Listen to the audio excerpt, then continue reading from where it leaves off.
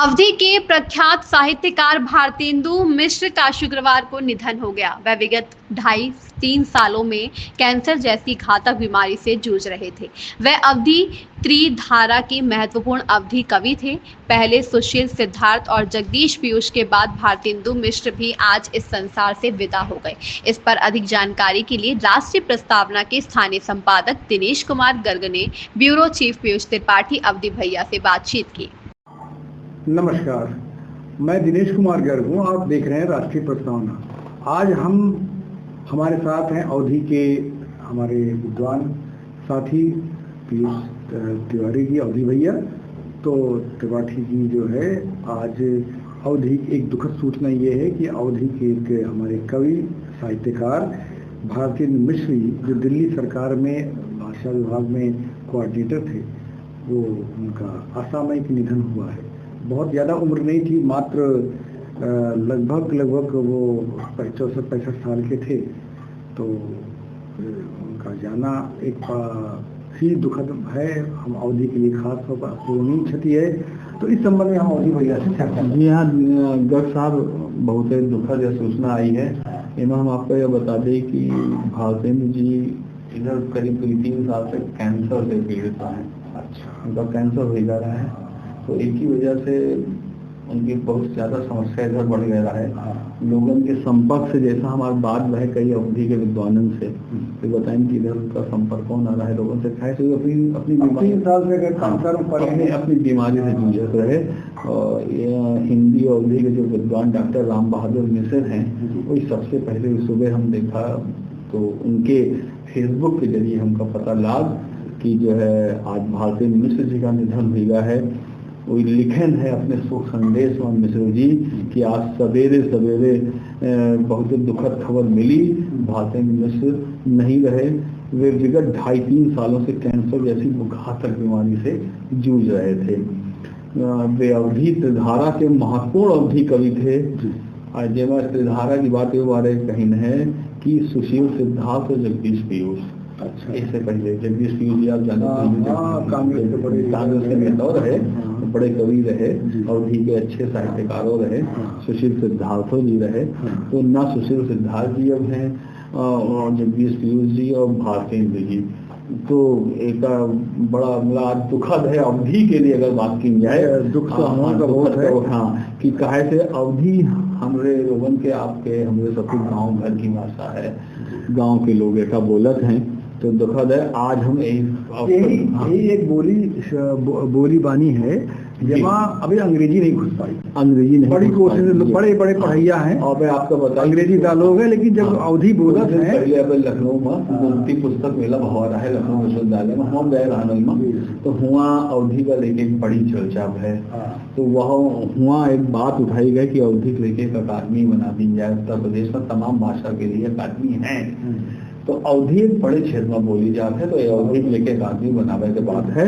तो अवधी ऐसे बढ़ी, लेकिन आज का दिन बड़ा दुखद है।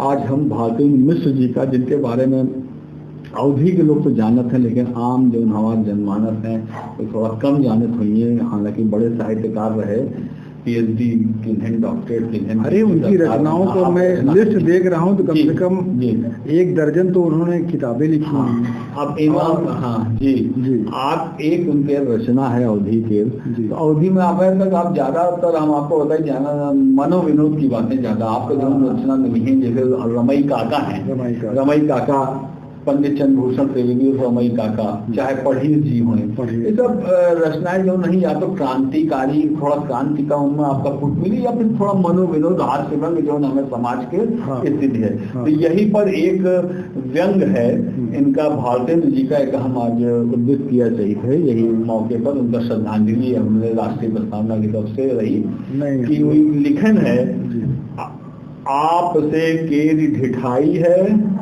ऊपर बड़ी मिठाई है, भीतर भरी खटाई है। मतलब पाखंड पे बात जबरदस्त चोट किया। हाँ, जोरी गांठ के चलते हैं, कर्जा पाई पाई है, कर्जा पाई पाई है। छके द्वंद व ख्यारे हाथ, वाटन पर जमुहाई है, जमुहाई है। उनके जूता चांदी के हैं और हमरे पांव बेवाई हैं। को चांदी जूता पहने घूम रहा है, इतना पैसे वाला है, वो पर जूता हो नहीं पहने बेचारे का है। सामाजिक चित्रण आया, आप यह देखो जब गरीब और अमीर के बीच की खाई है, पानी हो बिके लाख दधुआ, जबरदस्त महंगाई है। तो सब लोग देख रहे हैं पानी बिक रहा है, पानी मोल लेके पीन जा रहा है, वो अब आपका पानी नहीं मिला रहा। आप जाओ होटल में जाओ तो खाना खाए बैठो तो पहले लाख बोतल धर दे बेच कर, पानी को पैसा ले लेते हैं।